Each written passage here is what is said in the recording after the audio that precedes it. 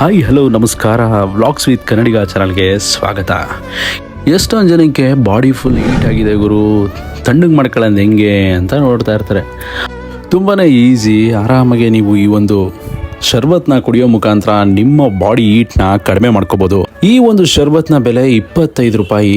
ಈ ಶರ್ಬತ್ನ ತಯಾರು ಮಾಡೋದು ಬಂದು ಸೊಗಡೆ ಬೇರಿನ ಫ್ಲೇವರ್ ಇರುವಂಥ ಒಂದು ಲಿಕ್ವಿಡ್ನ ಹಾಕ್ತಾರೆ, ಹಾಲು ಹಾಕ್ತಾರೆ, ಜೊತೆಗೆ ಸಬ್ಜಿ ಸೀಡ್ಸ್ ಹಾಕ್ತಾರೆ.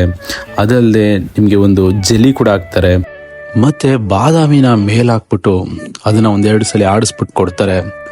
ಆ ಒಂದು ಟೇಸ್ಟ್ ಇದೆಯಲ್ಲ, ಆ ಶರ್ಬತ್ ಟೇಸ್ಟು ನಿಜ ಅಷ್ಟೇ ಅಲ್ಟಿಮೇಟ್ ಆಗಿದೆ ಅಂತ ಹೇಳ್ತೀನಿ.